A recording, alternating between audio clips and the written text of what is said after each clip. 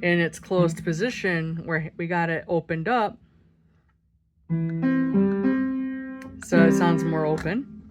This is first inversion. So you're looking at the beginning here.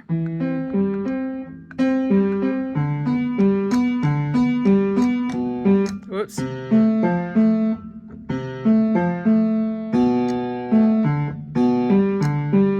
Yeah, as you can tell, I'm trying to like do two things at one time because I'm not holding my hand very steady. So, and then I'm going.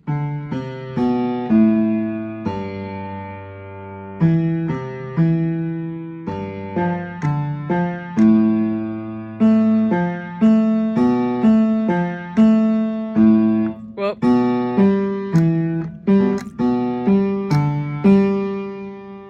And then I'm going up here.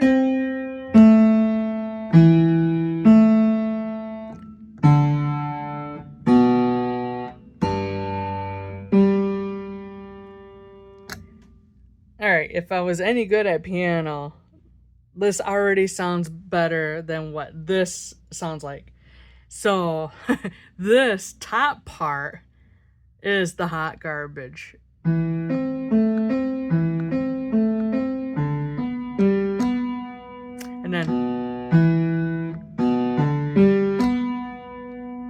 then, holy crap.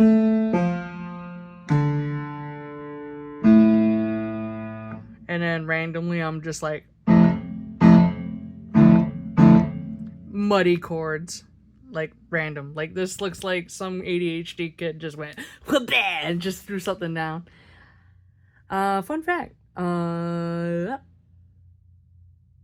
am neurodivergent, so it, you know, it tracks. You know, this is typical to me just doing stuff willy-nilly. This is typical to me doing stuff while focused. So this is me distracted. This is me focused. And I have to be distraction free. Otherwise, I am just not going to be in it to win it. So, yeah, you could already tell. But, I don't know. This part right here, I'm, you know...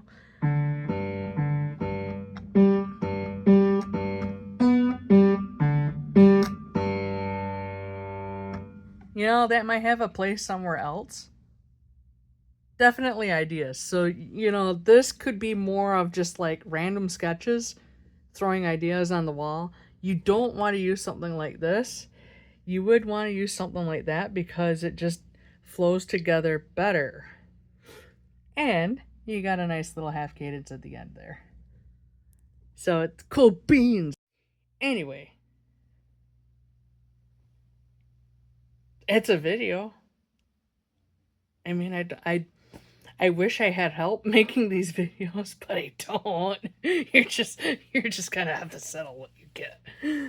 Oh man. But anyway, I had this entire plan, which I always get a plan, but it falls apart because I can't execute it. My brain power just starts going meow, and then because it's just too many different things to juggle at one time. If you sit me down to write some music, yeah, I can sit down and write some music. So hold on. Let me get my hand out of the way. I got something up here. Okay. I did not play any of this yet, but I got music here. Let me turn this camera around because it's inverted for whatever. Okay. So clearly, you see that I have musical intentions. You see I have something happening here. This, visually, just looking at it, I feel like I'm already unhappy with it. I'm gonna take a look at how that sounds later, but this is without me playing all the piano. Of course, I checked this idea with piano, but being that I'm not good at piano, there's only so much I can do. You can see that I was in the process of kind of just sketching things out there because I didn't finish what I was doing here, because these notes right here last so long. So imagine if I just play these notes and I just let it ring out into oblivion, that's kind of what I want there. Except it's more like down here into oblivion, which I thought would be cool. That with like with hold on, these notes in addition. So, nice and dark.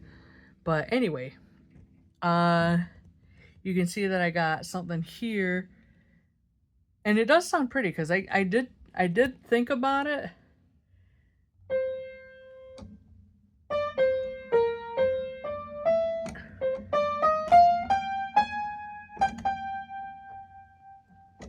It is kind of pretty.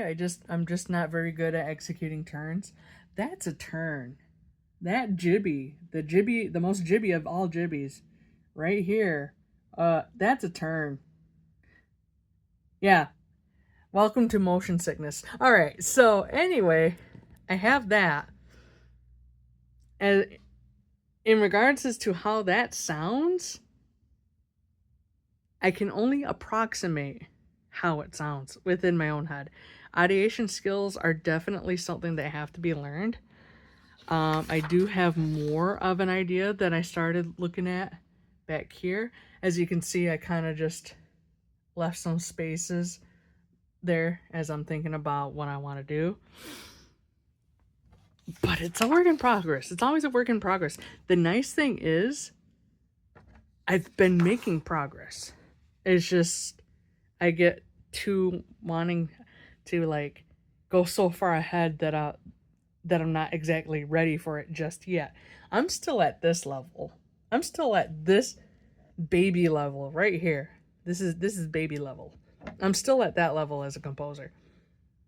But but I have, the inclination to go further because I have these kind of just moments where I'm just tapped in and I'm locked in and I'm just doing all the things and I'm sitting at the piano and I'm just like having this very focused mental space.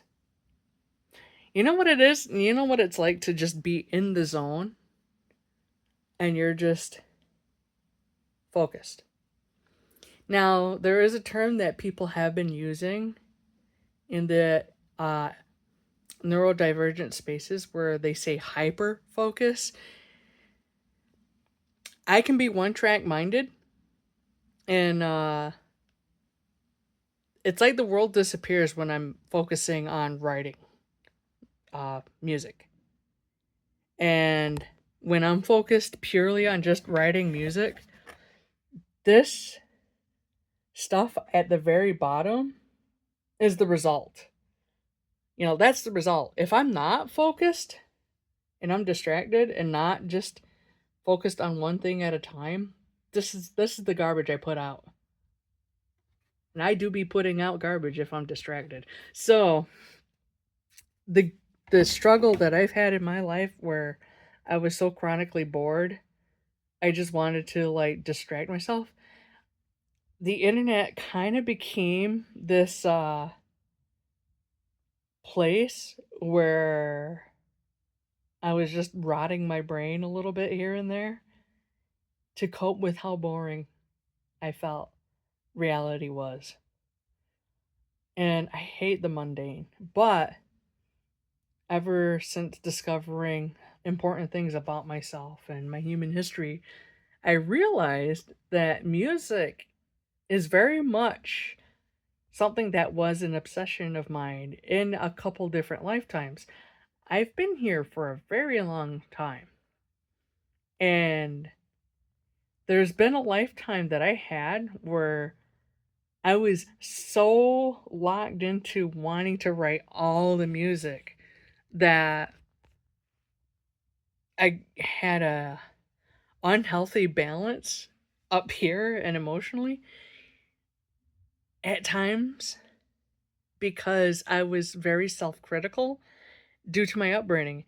This life is so different than that one in this regard, where I was largely ignored for as as an individual. So I didn't have anybody to really impose their ideals upon me, but I still got the backhanded comments, or I still got, you know, put down by people. So I mean, there was still that. At least it wasn't the physical abuse. That's nice. Uh because there were some things I remembered that happened to me a long time ago that were just difficult to cope with. And the more I remember, the more grateful I am that I got spared from that drama, cuz I didn't need to I didn't need to put up with that. I learned, and that's because I learned lessons from that life. Like, if people just took the time to learn the lessons of their own, from their own experiences, and to not repeat dumb mistakes. It's like, okay, you make a mistake. It's not truly a mistake if you learn from it. It's a mistake if you keep repeating that thing and not learn anything. So, here I am realizing that these lessons I encountered were very much about me experiencing life from a very ordinary perspective. I was not a prodigy. I was not a genius. I had learning delays. I was neglected, and it made me see things from a different perspective. The perspective of somebody that felt like a nobody. In a different life, I felt like somebody. I was so overly, preoccupied by what was going on. And the thing is like, there's this book that I picked up. I find things on my path that help me to unlock memories.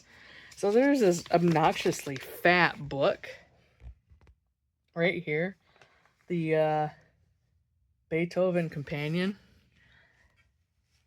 I read something in this book that really, like, smacked me in the face. There was something that I said that, too bad I didn't bookmark it, but it was in one of the letters that I wrote to somebody. One of the letters that was like saying, one, oh, I had patrons, I had people that adore me, or whatever. What more could I ask for? I had everything I want. I'm happy. And then I looked at that, and me being awakened spiritually, I looked at it, I'm like, man, that was a foolish thing to say, because I had to learn the hard way that I could not count on anything to be here physically for me. Like, I had to be stripped bare of all these different things that I was attached to. Because, like, the universe is sentient, and the universe is like, well, you're being overly attached to what's happening here on Earth. It's like you're being too stuck on having money, having patronage, having people that love your music. You're too stuck on that very thing. You're too stuck on what you possess, the hearing, the intellect, whatever. So I had to lose so many different things just to realize that these attachments I had were not a good thing for me to be having. So I experienced life from very much the opposite of that one. I experienced that one from the standpoint of just being this prodigy that was being groomed to being a certain way, and then having personality problems due to a distorted way of thinking that would come in and out of my existence, And it was all driven by somebody else's inferiority complex. So basically, I inherited that problem, and it became that driving force that caused me to really like be too overly controlling on everything and to not even appreciate the goodness that was there. Like, I had to lose all these different things just to realize that I was being too stuck in the physical way of things. Now, when you look at this, it does, while it doesn't scream, "Oh yeah, this person's a genius." It says this person is competent at what they're doing. This is competency. You know, over time, I'm just gonna get better at it. Yes, I'm a nobody. Yes, I'm not famous. Yes, I'm sitting here at a keyboard, and yes, that is an unfinished plate of salad. Yes, I have nothing. I have nothing to be desired here. This is a basic setup. But I have everything I need and no attachment. Although I am a little attached to this piano because I find enjoyment. And sometimes my hands are a little too stiff to play, but if this hand is too seized up, at least I could still write music. Right now, it does feel kind of seized up. Like I have stiffness and aching from doing Instacart today. So, yeah, there's a little stiffness. But I wrote this and I thought, we'll continue with that idea. We'll do something simple binary. This is A section. I'll plan out a B section. We'll see if I can finish it up. Maybe this isn't so much a lesson in how to write music, but me just sharing what I'm doing. Right? Maybe that's just how things are. And the people that stick around are the people that just want to see what I'm up to. You know? Anyway, have a good night, good day, good week, good month. Whatever's left of this month. Have a good next month. Have a good May.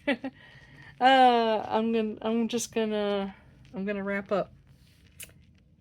Yeah. I'll see ya.